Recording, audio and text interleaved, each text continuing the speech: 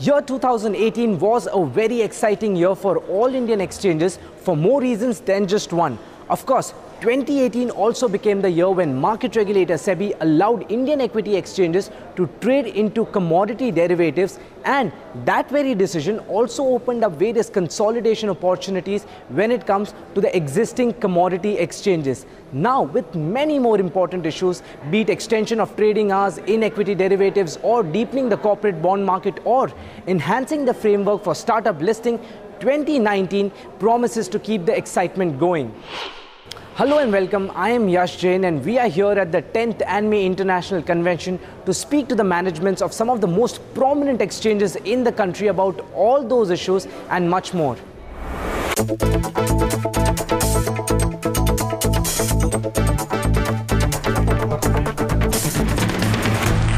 Thank you so much for speaking to CNBC TV 18 at this conference. Of course, the most important decision of 2018, if I had to see in retrospect for equity exchanges, would be allowing them to start commodity trading. Of course, gold and silver were the initial commodities with which the exchanges started. It's been 3 months since then. Help me understand what has been the initial response when you are doing something against an existing player. For both gold and silver, what is the kind of response which BSE has seen, and where does BSE stand in the ranking of all three exchanges when it comes to MCX, NSE as well as BSE? See, basically when you start a new segment, you need to worry about the demand, how many people are interested and so on and so forth. And clearly we have the largest reach in India. So we have almost 4.1 crore investors registered with us. The largest, larger than almost double the nearest exchange. And so that brings us into a huge reach which other exchanges, especially specifically commodities exchanges, currently do not have. I mean, I have been told probably 10,000 people a month trade in commodities exchange currently, whereas we are talking about 4.1 crore, right? So absolutely, we are going to increase the reach, and that was what our initial hypothesis was. Fortunately for BSE, in commodities now we are on day we are almost 20-25% of the gold market in India, given the three exchanges. Yeah. And we are doing exceedingly well beyond our expectations. Yesterday also we did almost 600 crores in gold, and that's almost 20% of the market. Some days we have even 30% of the market, and that's where open interests are growing up. And in this market there is no sort of liquidity enhancement scheme. There is no sort of such incentives being given. So it's whatever trades are coming are happening despite city payments and other things. And similarly silver, we are doing exceedingly well. In terms of the three exchanges, we are the second because we started like 15 years after MCX. But we are far ahead of other exchanges in the game. Of course, as you are saying, there is everything which is present, starting from demand to the response which you're getting in the initial months. If I had to ask you this question, as far as the last 3 months are concerned for commodity trading, what kind of contribution would that have provided to your total revenue, exchange revenue? And in the year 2019, what kind of growth do you see as far as participation as well as volume in commodity trading is concerned? See, basically the way we look at, when we conceptualize the market, we don't look at revenues. We look at more about the regulatory aspect of it, about the services, about ensuring that the users, the customers, the importers, exporters, wholesalers, they are together and they are able to come and use it. The revenues are like far behind because in the initial stage of a market, you need to invest a lot of efforts, not necessarily too much money, but a lot of efforts have to go in from every aspect of the sort of business community, and including the exchange. That's where we see. But if you look at the contribution which the brokers that trading is making to the Indian exchequer, it's pretty large now. I mean, if you are doing 600 crore of transactions a day, you are pretty much giving 60,000 rupees on CTD to government of India every day. And so if you ask me, contribution to India is very high and it's increasing every day. But the contribution to BSE is currently zero because we have announced that for 1 year we will not be charging any tax, sort of any transaction charges at the exchange level. Ultimately, the profits are getting squeezed for all the intermediaries, and the only profit they can make is by squeezing their cost. And if you stay on BSE, then your costs come down. If you stay on other exchanges, your costs are higher, so profits finally are not there. While if you come on BSE with the same amount of volumes, you will make much larger amount of profits. As far as the next set of commodities which are concerned, which you would be looking to start, do you have any sort of volume target which you would want to achieve before you file for the next set of commodities? And if yes, what would that volume target or internal target be for that? And what could be the next 2 commodities or the next 3 commodities that you would look to start with as far as commodity trading is concerned? So we have started gold and silver to begin with, but then we have gone into oil, which is Oman crude, which is what India usually imports. And so there is a huge connect into the sort of real usage in India, which is not true with other contracts where you settle on American prices, which usually don't matter much in Indian context. Similarly, we also launched copper. We also have plans to do other base metals. And we also have tie-ups with most agri-commodity associations across India. So we have plans to do cotton, guar gum, guar seed, soya cakes, palm even ethanol. We think when we come in, we'll also bring in the spot markets, because SEBI is very clear now that all contracts in a very short time, be on BSE or any other exchange, have to become deliverable. They can't be cash settled, which currently they are. True. There are very limited players as far as commodity trading is concerned. What kind of consolidation opportunity does it open up whenever you start into non-agri and get more into non-agri, agri and non-agri commodity also? What kind of consolidation opportunity does that provide for an exchange like BSE? We have been thinking very hard on this inorganic part of it. But we think because ultimately what does competition get you? They get you the customers. We are the superset of customers in India. They get you technology. We have the best technology in the world. And other exchanges in India have actually very old technologies. So effectively, if you don't get distribution, products are being approved by SEBI. Almost every product is the same. And so you don't get product differentiation. You are the larger distribution. You are the better technology. Human resources, BSE today is pretty much the best in terms of the people that BSE has. We think we are very well placed to do everything organically. And one of the reasons why we changed our technology and we wanted to go into commodities was to do it organically. And so that's where we are currently on. But if there is any opportunity, we may see, but we are not looking at actively at all. In your sense, what has led to this slowdown in the IPO market? B, how do you see 2019 as a year for IPOs? See, basically, if you look back, the IPOs come in usually in boom times, because the valuation expectations of the promoters are met, the other investors are met, and usually the incoming investors also have some hopes and all. 2018 particularly has been very bad for the world market. Indian market still did positive, but US market was in negative. Rest of the world was in pretty much uncertain territory. And that's where I think the 2018 in a sense didn't do so well. And that explains the IPO markets not doing so well. Largely 2018 was a sort of, it did not give the returns which were commensurate with people's expectations. 2019 would, in your sense? Looks like, because the world is now again poised for a large jump up in a way, because the largest issues in world markets were two. One was interest rates going up in US. And the US-China trade war. Both these fears seem to be receding. So if the world market starts doing well, India anyway is growing so rapidly compared to the rest of the world. In 2018, we also saw exchanges bringing up this topic, taking it up with market regulator SEBI of extending the trading hours, right? Of course, SEBI did give an in-principle approval in that sense, but because of certain concerns from the brokers community, that proposal could not go through. Help me understand, A, what were these concerns essentially? B, in 2019, have you restarted talks with the broker community, and how are you trying to address these concerns raised? See, basically, sometimes the traditions are the concerns.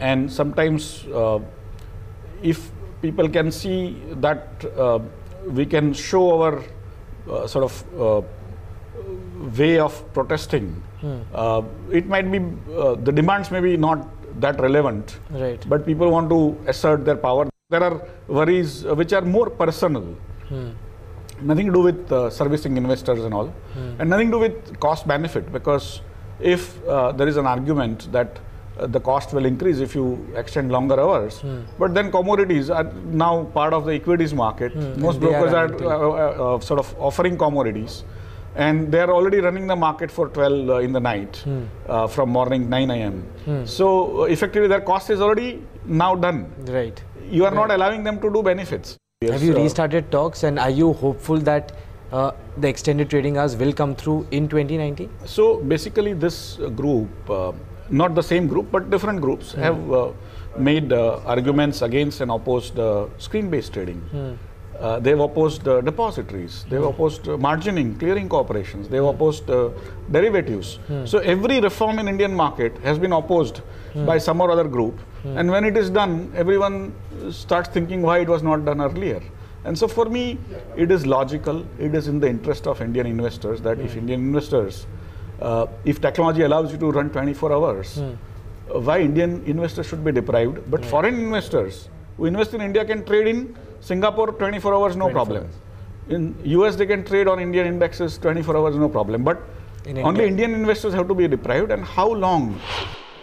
Those were, of course, some of the expert views coming in when it comes to how equity exchanges expect to grow themselves in this newly introduced segment of commodity derivatives, as well as talking about the resistance and the way forward when it comes to extension of trading hours in equity derivative segment. Market regulator SEBI recently allowed equity exchanges to start commodity trading as well.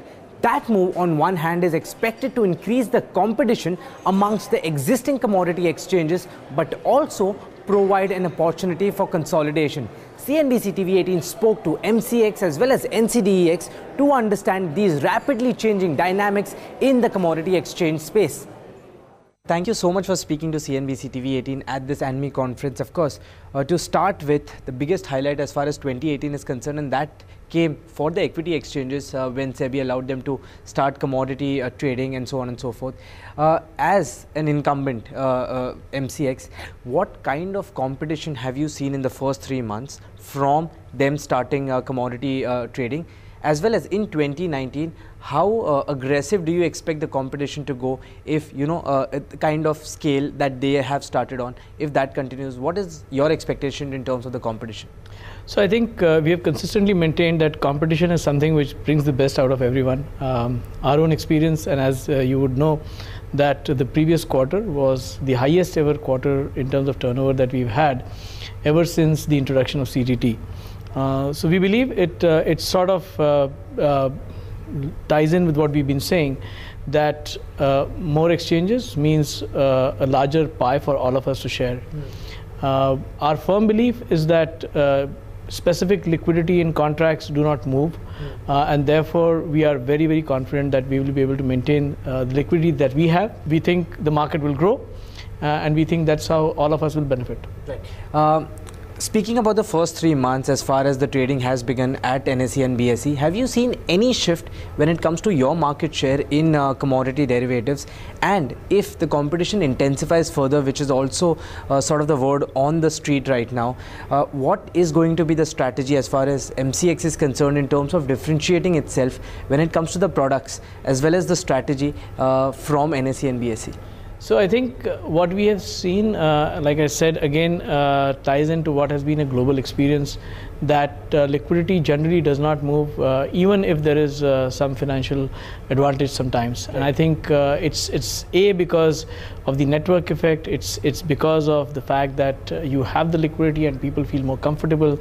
You know, at MCX, people have used us, tried us, they know exactly what to expect. They have the experience when it comes to deliverable products of the fact that we can manage those. So I think that's something which is what we've seen in the last quarter. I think too early to say what strategies will be, right, and too early to discuss them in an open forum, but I think we are very well prepared for increased competition as well. Okay. On one hand, of course, there's this whole idea and discussion about competition. On the other hand, the whole approval for commodity as far as when it's given to equity exchanges also provides opportunity on the consolidation front. What's your idea of consolidation? Let me ask you that before I come to the next question. So I think our view is that the regulators have opened up multiple opportunities for exchanges to look at. We see ourselves as a universal commodities exchange. We genuinely believe that the next wave of regulatory changes which will allow spot exchanges to come up in the commodity space will be something that we will eagerly look into. So from our perspective, our ground still remains commodities, whether it is the derivative or the spot. But in terms of other opportunities, we will evaluate them. But too early to say whether we will try and enter any one of them so soon. If given a chance to explore inorganic opportunity in terms of a merger with one of the exchanges, would MCX look at that opportunity seriously, actively? What's your stand at this point of time, looking at the market scenario currently? So I think one, we've already clarified our position in terms of any corporate actions, and I think that continues to remain our position. There's nothing more I can add. Okay, market regulator SEBI also in its very last board meeting allowed custodial service when it comes to the institutional investments in commodity derivatives, mutual funds being one of them as per the classification.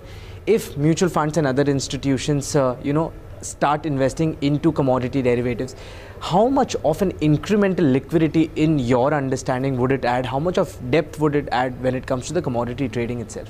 So I think we have to look at the impact of institutions slightly differently. I don't think we should continue to focus on turnover based impact, because I think that's not what we expect long-term investors to add. What I think they will add is an tremendous amount of depth to the market, and there are two things which I think we should look at. So I always take this example that our firm belief is that if you were looking at the gold ETF, which is a product which is available in India, which trades in India, that product would do much better in terms of its efficiency, costs, and even returns if that product was to invest in commodity derivative instead of holding physical gold. Right. But if you then take and extrapolate the amount of the size of the ETF that is there today, and translate that into open interest, today we have, and we're very happy that our open interest today is in excess of 19 metric tons, but you could easily touch 30 metric tons if all of the gold ETFs were actually using commodity derivatives. So enormous amount of depth will come in. Second, just look at what the SIPs have done to the equity markets. I think we heard today at the ANMI conference as well that people are talking of a 1 lakh crore inflow every year. I mean, even if people were to diversify a couple of percentage points, that's the amount of long-term wealth which would come into this business. And I think most importantly, and that's one thing which all of us expect, is that when it is long-term money, it will chase longer tenor contracts, and I think that is the benefit. So I think institutional investors will bring long-term liquidity and will bring greater open interest into all our contracts. What's your view as far as market making when it comes to commodity derivatives is concerned? We've spoken about this in the past. How important is it at this point of time when we are at this juncture, when we are talking about commodity derivatives and increasing the depth in this market? What is the kind of desperation which this market is in as far as market making element is concerned? So I think, I guess, since we firmly believe that commodities are much more global in nature, if we look at the global experience, it is really a 50-50. I mean, you look at all the large commodity exchanges, there are about 40-50% contracts which have done well with liquidity enhancement schemes. And there are equally number of contracts which haven't really done anything, even in spite of having liquidity enhancement. So it is a mixed bag, and I think in terms of the experience in India as well, it's turned out to be a mixed bag. So I think at this point of time, as you're aware, we had said this after we discontinued the liquidity enhancement scheme in our gold options contract, was that in India, it's always a long-term game.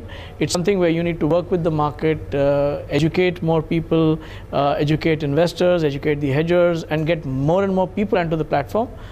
That's something which requires lots of effort and some time, but market making may not be the best option for that.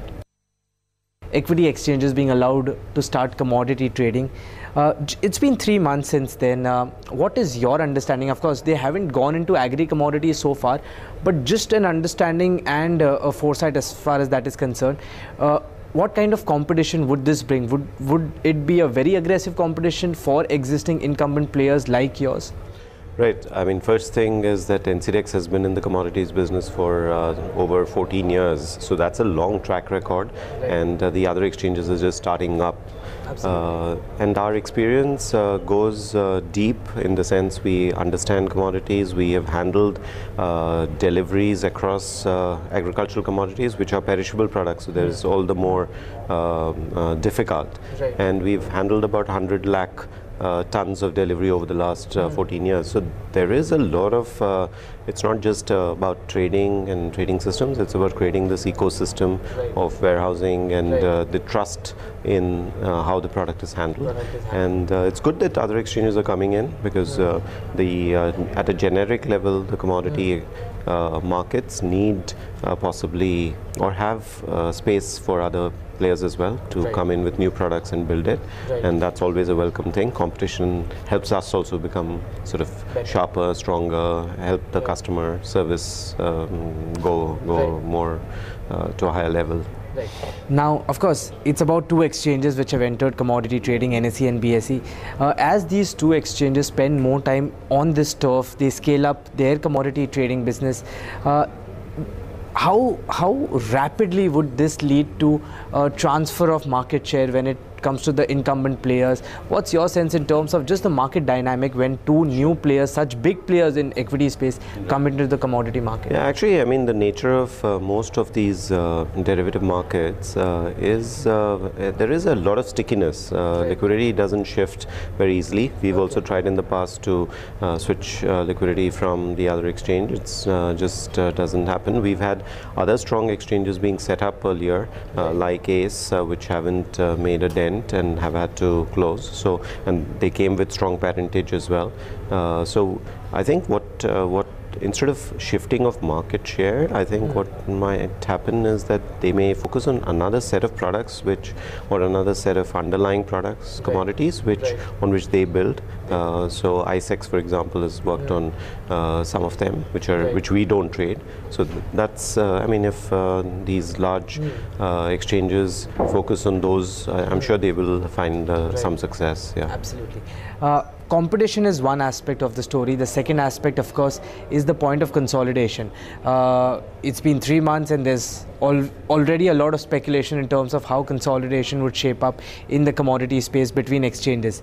What's your idea? Is that an idea which should be given its due credit in terms of exchanges coming together to essentially bring the right synergy together? Yeah, I think the purpose of the regulator has been to enhance both development and bring strong players. To that extent, of course, if you're not strong enough, maybe you either exit or consolidate. But so the growth path for us is very strong. We see the opportunities to be big.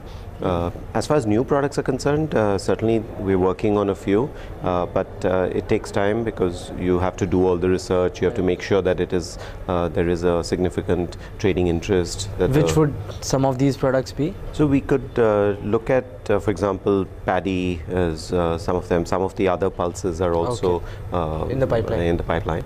One last question. Bombay Stock Exchange, it's already listed itself on the exchanges.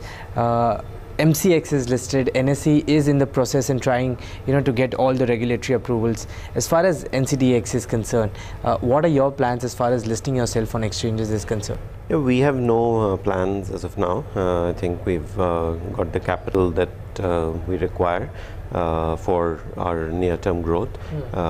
So yeah, I mean, obviously it's something that is, in terms of direction, maybe useful in the sense of if it's freely traded, it possibly helps. But no, from our perspective, there are no immediate plans towards that. Okay, thank you so much for having this conversation. Thank you. Those were the titans of the Indian stock exchange market speaking exclusively to CNBC TV 18. And with that, it's also time to wrap up this special edition from all of us here at CNBC TV 18. Goodbye and thank you so much for watching.